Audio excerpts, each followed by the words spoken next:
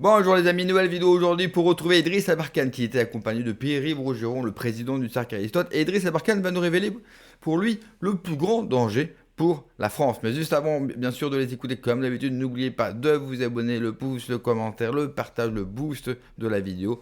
Je vous remercie, je remercie tous ceux du fond du cœur qui me soutiennent sur Patreon et sur Tipeee. Vous avez tous les liens en description sous la vidéo. Allez, on les écoute et on en parle juste après. On voit vraiment où est le problème, c'est-à-dire que pour l'instant, tu sais, c'est ce que je cite souvent Steve Jobs qui expliquait ça dans les organisations, même si Steve Jobs avait des tendances sociopathiques assez avancées, et d'ailleurs il se foutait du bien-être de ses employés. Bon, c'est un mec pour qui j'ai beaucoup de respect par ailleurs, il a fait des choses extraordinaires, mais notamment Pixar, Next, etc. On va pas revenir. Et un mec qui détenait énormément de brevets, contrairement à ce qu'on peut penser. Mais il disait, bon, les joueurs de catégorie A recrutent des joueurs de catégorie A parce qu'ils n'ont pas que ça à foutre. Quand t'es Zidane, t'as pas envie de te faire passer la balle par Franck Leboeuf, si tu veux. Par contre, les joueurs de catégorie B recrutent des joueurs de catégorie C. C'est ça le problème. Donc il te dit, dès que tu laisses entrer des catégories B dans ton organisation, ce qui va se passer immédiatement, c'est que tu vas avoir une dégringolade tout de suite. C'est une dégringolade de 2 étages immédiatement parce que les joueurs de catégorie B vont recruter des catégories C pour pas qu'ils leur fassent de l'ombre. Et c'est exactement ce qu'on a vu à partir de Chirac en fait. C'est-à-dire tu n'avais plus de joueurs de catégorie A dans l'État français. Il en restait 2-3 qui se battaient en duel, mais ils étaient plus là. Et à partir de ce moment-là, tu as eu que des B qui ont recruté que des C. Et maintenant, tu n'as que des D avec t'as Jean-Noël Barrot, tu as Stéphane Séjourné. Je veux dire, voilà, qu'est-ce que tu veux dire de plus? Ah bah c'est très simple. Une fois, alors l'avantage c'est que là pour le coup, tu sais, quand on était enfant, toi et moi, vu que nous sommes de la même année, pardonne-moi. Ce qui est un plaisir d'ailleurs, c'est de la même année que toi, l'année de Tchernobyl, bien sûr. Tu vois, c'est que si tu veux, tu sais, dans les imitations américaines de séries japonaises, tu vois, dans les imitations de Sentai, tu as toujours des personnages d'abrutis qui généralement sont les seuls qui vont faire la totalité de la série. Tu vois, et ben tu avais 2 personnages comme ça qui étaient un peu les Bulk et Skull. Et eux, ils étaient notés F. F, c'était leur note à l'école. F comme forteresse, la forteresse où vous allez rester en attendant de savoir lire. Et il n'y avait pas de notation en dessous de F. Ouais. Et bien là, tu vois, on est arrivé à la classe F. Parce qu'une fois que tu as séjourné Barreau, franchement dit... Comment tu peux faire pire, ouais, effectivement. Là, si tu veux, non mais franchement, je vois toutes les équipes jeunes les plus décérébrées pour les avoir évidemment déjà passées au rayon X, hein, parce que bon, ça fait partie de mon boulot. Tu n'as que des mecs de ce niveau-là, mais à tout niveau, c'est-à-dire avec problème de mœurs, etc. Très bien.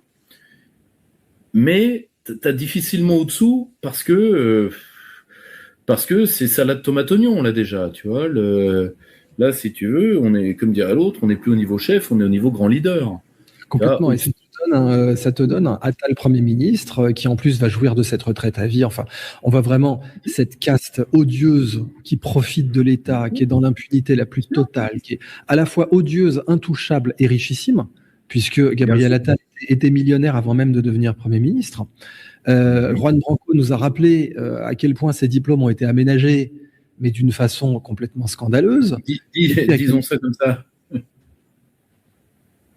Disons ça comme ça, mais là, maintenant, je pense, particulièrement pour les jeunes étudiants qui nous écoutent, si vous avez du mal à bien comprendre la révolution, ce qui précède la Révolution française, je vous conseille de regarder Gabi, de regarder tout ce qui entoure Gabi, de regarder Édouard Philippe, de regarder toute cette équipe, et d'ouvrir en même temps l'ouvrage de Fadi El Hadj sur le déclin de la noblesse française. Et, oui. Et une fois que vous aurez les deux, eh bien, le miroir va vous sauter aux yeux. Tu vois, c'est-à-dire avec évidemment l'aggravation de la déculturation. Parce que le noble dégénéré de 1783, il est quand même formé dans les salons, il parle un français à peu près correct, et il sait quand même faire 1 ou 2 traits d'esprit, c'est comme ça qu'il est évalué, puisque malheureusement, nos 2 derniers bons rois n'ont pas trouvé l'intelligence et le courage de les envoyer, serait-ce au Nouveau Monde ou ailleurs, faire une bonne guerre pour écrémer le sang pourri. Bon, c'est un autre débat. Mais le principe même du Grand Condé et de Turenne à ça, quoi. Normalement, la noblesse... Mais bien sûr. Mais là, si tu veux, on est passé... si tu veux, regarde je sais pas si on voit que, comme juriste de la République, on est passé de Jean Foyer à Richard Ferrand. Ouais. Avec qui en plus, bon. Conseil constitutionnel, la personne qui lui a évité toute poursuite. C'est aussi. Bien sûr. On est quand même dans un monde, là en France, on voit que la justice est complètement aux ordres, à part les rares magistrats du siège qui sont encore passablement indépendants, mais qu'on écarte dès qu'ils font trop jouer leur indépendance. Je pense à Trévidic notamment. Passablement. Voilà. Tu sais, l'indépendance, encore faut-il vouloir en jouir de l'indépendance. C'est-à-dire qu'en effet, les procureurs ont zéro indépendance en France. On l'a vu avec le cas Pavel Durov, on l'a vu avec le cas Elon Musk, on l'a vu avec tout un tas d'autres cas. Mais pour ce qui est des juges, bon, le juge d'instruction en tout cas est nominalement indépendant, mais comme tu le dis, la majorité ne veulent même pas l'être. La majorité ne veulent pas l'être. Je me rappelle de justiciables qui, en enquêtant sur leurs magistrats, se sont rendus compte que les magistrats en question avaient laissé sur des forums macronistes des avis, des avis en disant vous pouvez, je suis magistrat, je suis tout ouvert à participer à la campagne, prière de me contacter sur mon mail personnel. Bon, à un moment, tu te dis, à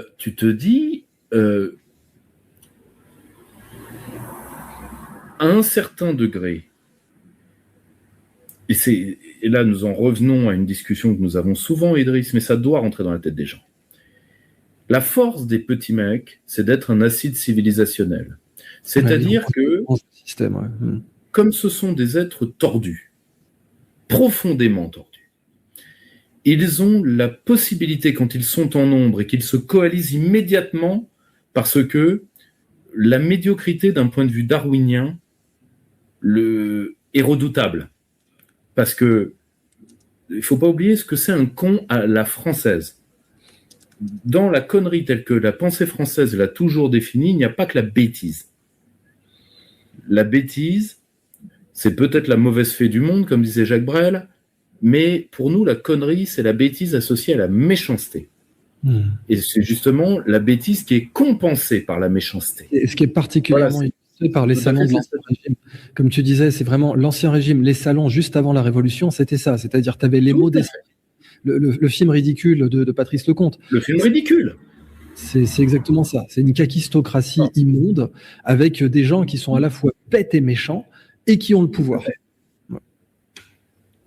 Or, le problème, c'est que quand tu as ces gens, justement, bêtes et méchants, si tu veux, ils vont se reconnaître entre eux au premier regard, se coaliser à la première occasion, reconnaître au premier regard celui qui n'en est pas et qui n'en sera jamais, qui lui-même, même s'il y est préparé intellectuellement, ne va pas se rendre compte.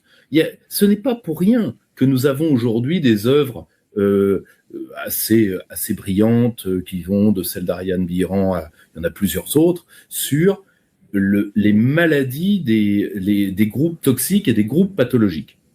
Ce n'est pas pour rien. Et donc, si tu veux, le problème, c'est que la personnalité normale, arrivant dans ce jeu, qui souvent d'ailleurs est marqué par un idéalisme, c'est-à-dire il arrive pour apporter quelque chose. Et il fait confiance aux structures. Le problème, et c'est ça le secret des petits mecs, c'est qu'ils arrivent, comme ils sont profondément tordus, à distordre les structures. C'est-à-dire à distordre les dispositifs qui sont censés entraver les petits mecs. Il leur faut juste du temps et de la concentration. Et pour obtenir cette concentration, il leur suffit de prendre le pouvoir de nomination. Et donc, arrivé à un certain moment, ils seront tellement nombreux que l'institution, aussi puissante soit-elle, enfin, je ne sais pas si on se rend compte qu'on peut détester l'Occident, mais l'Occident, c'est 5 siècles de puissance. Eh bien, 2 générations de petits mecs, et ça va se finir. C'est pas rien. Éteindre la plus grande puissance de l'histoire des hommes pour l'instant, je pense que l'Asie nous éblouira assez vite de ce point de vue-là, mais éteindre la plus grande puissance des hommes du monde moderne, c'est pas donné à tout le monde. Eh bien si, c'est donné aux petits mecs parce que ils arrivent à distordre les institutions. Parce que nous avons, et ça c'est la faiblesse des régimes libéraux, Idriss, les régimes libéraux pensent que les institutions se défendront toutes seules. C'est faux. C'est faux. En fait, la règle de droit ne défend personne. C'est tout le sujet, parce que déjà, on pourrait en parler, ça faudra en parler un jour. La justice ne fonctionne pas, quand tu dis l'état de droit, la justice ne fonctionne pas comme elle devrait fonctionner. Idriss, je t'entends un petit peu moins d'un coup. Ah pardon, j'ai fait une annulation de l'écho, donne-moi une seconde, alors je me... Voilà, tu m'entends mieux? Là, je t'entends un peu mieux. Ok, donc je disais, la justice ne fonctionne pas comme elle devrait fonctionner, ça c'est le premier point, parce qu'il existe de l'entre-soi, parce qu'il est donc l'état de droit du coup ne peut pas fonctionner, parce que quand la justice dysfonctionne, l'état de droit ne peut pas fonctionner. On le voit de façon très régulière aujourd'hui avec un Ferrand qui est complètement écarté de tout soupçon, pendant qu'on renvoie Asselineau en correctionnel dans des conditions qui sont scandaleuses. Enfin, c'est un scandale de la justice française. Je cite cet exemple, il y en a tellement d'autres. Et bon, c'était le point de vue des Romains, comme tu le sais, c'est-à-dire la République romaine était devenue un monument de corruption. Alors ça amène le césarisme, c'est toujours ça. Comme la Convention était devenue un monument de corruption, ça a amené Napoléon, qui se prenait pour Jules César, ça tombe bien. Je ne serais pas forcément d'accord avec eux. Vous savez, cette génération de petits mecs qui nous gouvernent, comme ils disent, eh bien, elle ressemble tout simplement à la population. Regardez les hommes d'aujourd'hui.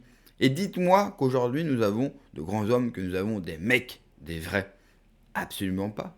Il y a un affaissement, bien sûr, de la virilité et de l'homme avec un grand H. Et il est tout à fait normal de les retrouver à la tête du pays. N'oubliez pas que tous ces gens-là ont quand même été élus par les Français. Aujourd'hui, nous vivons effectivement l'époque des petits mecs. Aussi bien dans la sphère politique que dans la population, ne nous voilons pas la face. Il est trop facile, bien sûr, de toujours rejeter la faute sur les gens qui nous gouvernent. Ils ont été élus par le peuple. Quand Idriss Abarkan parle de l'état de droit, mais c'est justement un problème, l'état de droit a été mis en place pour paralyser la fameuse démocratie et le pouvoir du peuple. Donc il va falloir la faire sauter. On ne pourra pas continuer avec cet état de droit. Et oui, c'est vrai, cette génération va détruire la puissance occidentale, mais parce que nous le voulons bien aussi. Les populations sont les premières à s'être coupées de leurs racines, de leur identité, de leur religion. Donc c'est trop facile de venir pleurer et de dire « Oh là-haut, ils sont méchants et nous en bas, on souffre. » Oui, on souffre. On souffre, mais nous sommes responsables. Vous savez, moi je suis pour la responsabilité. Il faut responsabiliser les gens, les Français, le peuple, qu'ils prennent les affaires en main, qu'ils s'occupent du fait politique, qu'ils s'occupent de leur pays, qu'ils s'occupent de leur langue, de leur identité, de leur culture, de leur tradition, de leur religion, de leur Dieu. Et il faut arrêter de toujours dédouaner, bien sûr, le peuple français. Parce qu'en faisant ça, nous faisons exactement ce que fait le système et l'État depuis des années en France. On infantilise les gens en leur disant « c'est pas de votre faute ». Là-haut, ce sont des psychopathes, des vicieux et des malades. Mais le peuple français aussi est malade. Et c'est normal que nous sommes malades. Car quand vous faites un trait sur votre passé, c'est-à-dire tout ce qui vous représente, c'est normal qu'au fil du temps, vous perdez toutes vos racines. Merci d'avoir regardé la vidéo les amis. N'oubliez pas comme d'habitude de vous abonner, le pouce, le commentaire, le partage, le boost de la vidéo. Prenez soin de vous, que Dieu vous protège. Allez, ciao.